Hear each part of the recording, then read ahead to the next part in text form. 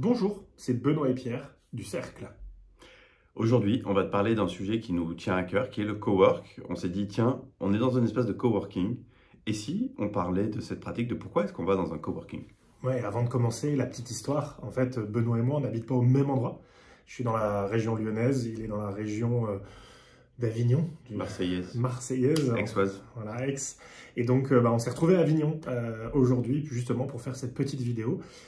Et on avait envie de vous parler du coworking. Et tu vois, ce petit cordon rouge, jaune, c'est mon badge d'entrée pour la journée, puisqu'on est dans cet espace de coworking que Pierre a réservé. C'est un champion du coworking. Et on s'est dit qu'on avait envie de partager avec toi cette pratique.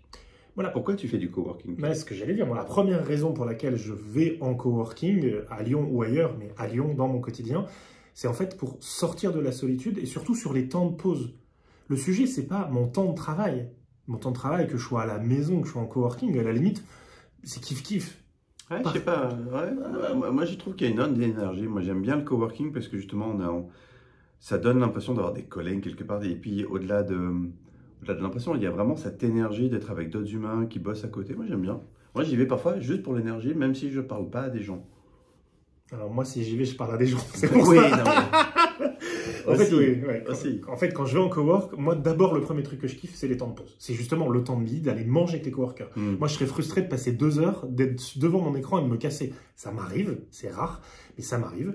Et je préfère être là pour le midi. Alors, il y a même une période de ma vie où le matin, je bossais à la maison.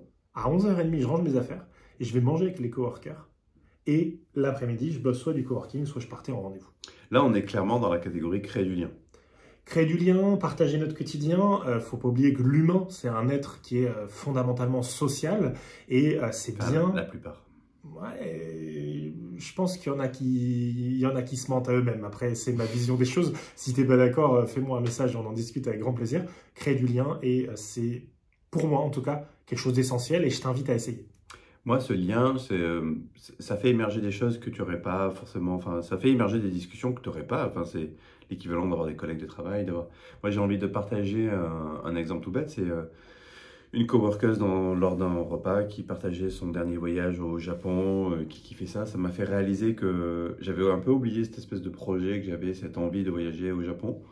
Alors, pour l'instant, j'ai pas prévu de voyager au Japon, mais du coup, ça m'a donné envie d'apprendre le japonais, de m'intéresser à la culture japonaise, et de fil en aiguille, ça m'amène sur d'autres sujets. Voilà, il y a cette espèce de sérendipité qui fait que c'est l'échange impromptu qui d'un coup fait émerger quelque chose. Ça fait 25 secondes que je veux placer le mot sérendipité. Mais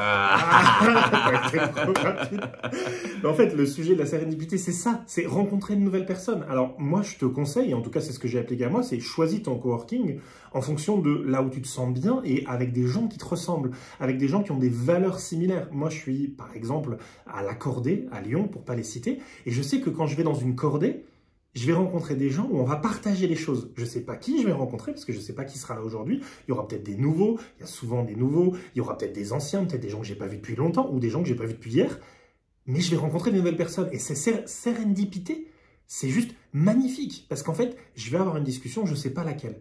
Et l'autre chose que je trouve cool au coworking, c'est qu'en fait, j'ai des collègues de travail, il n'y a pas de lien hiérarchique, il n'y a pas d'obligation de quoi que ce soit. Alors oui, je vais leur sourire et je vais leur demander comment ça va, et on va peut-être un peu papoter, mais en dehors de ça, on va pas faire de réflexion, c'est à 15h30 je me barre parce qu'en fait on ne sait pas si je rentre à la maison ou j'ai d'autres activités, d'autres rendez-vous. Donc il y a une relation qui est plutôt saine, je trouve. Parlons business un peu. Ça sert pour le business? Ouais, moi je vais recevoir des clients, parce que recevoir un client à la maison c'est compliqué. J'ai encore eu le cas en début de semaine. J'ai un prospect qui m'a dit « J'aimerais bien qu'on fasse un rendez-vous dans vos locaux ». Je l'ai rappelé dans l'heure là, en lui disant je veux bien, mais j'ai pas de locaux, on va être honnête. Par contre, je peux louer une salle de réunion dans mon coworking et c'est ce qui va se faire, je crois, le 14 février, une bonne date pour signer un business. Voilà. Recevoir un client, salle de réunion, c'est pratique.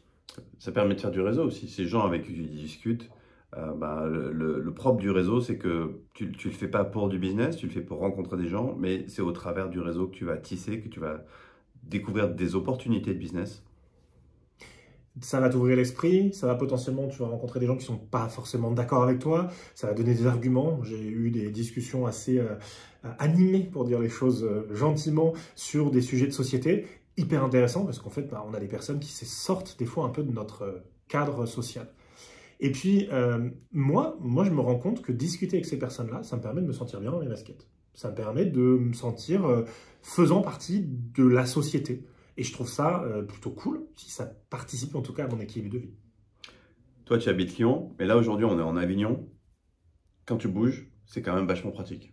Ben, moi, je trouve ça pratique d'avoir un lieu pour se poser. Je loge dans de la famille à Avignon. Je pourrais travailler de chez eux, mais en fait, je me retrouverais la journée tout seul dans un grand appart. Cool. Mais non, en fait. Je me trouve dans un espace carré, organisé. Puis, psychologiquement, c'est aussi ce que je dis à mon corps. Là, c'est le moment de travail. Hier, j'ai fini, il était 17h45. J'avais qu'une envie, c'est de ranger mes affaires et d'aller prendre l'air. Avoir cette coupure, marcher un quart d'heure avant de me retrouver en famille. Bah, moi, j'aime bien aller dans mon cowork à Aix. Moi, c'est le Yellow Work. Donc, si jamais tu passes par là, on aura l'occasion de se rencontrer. C'est effectivement l'occasion de, en se déplaçant, alors je vais pas très loin, je vais de Pertuis à Aix, mais ça me permet d'avoir un espace dédié à ce travail qui est loin de la maison et qui me permet aussi de mener ma vie plus du côté d'Aix-en-Provence. Moi, il y a le côté changer de décor qui me parle aussi. C'est avoir quelque chose de nouveau, de différent. Ça permet une certaine créativité. Ça permet de se renouveler. Surtout qu'en plus, un cowork, si tu en as plusieurs dans ta ville, tu peux aller dans plusieurs coworks. Et ils ont tous des formules différentes, mais peu ou prou, c'est un peu la même chose. Soit tu prends un abonnement mensuel, soit tu payes plus ou moins à la carte avec des tickets que tu achètes à l'avance. Donc tu as vraiment tout un éventail, c'est assez développé. Et ben, moi j'ai envie de te dire vraiment, sors de ta grotte. Et si jamais tu le fais pas, tu passes comme certains de nos membres toute leur vie derrière leur écran, ou comme j'ai pu faire moi pendant des années aussi, sors dans un cowork, va voir du monde, bouge. Benoît, il parle de nos membres. On va dire les choses clairement. En fait, on vous parle du cercle. Le cercle, c'est une communauté de freelance tech qu'on a créée il y a quelques années et qui accompagne des freelances sur leur posture entrepreneuriale. Alors, je dis quelques années, on en est déjà à la 3e année, Benoît. C'est la 3e année. Aujourd'hui, il y a 28 membres dans le cercle.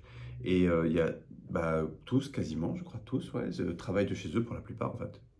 Et donc, on a vu certains membres, à un moment donné même, qui pouvaient s'enfermer et ça peut avoir des effets psychologiques aussi.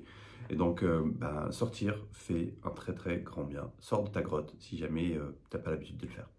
Moi, je te propose de te donner 2 conseils pour terminer cette vidéo. Le premier conseil, c'est essaye le coworking.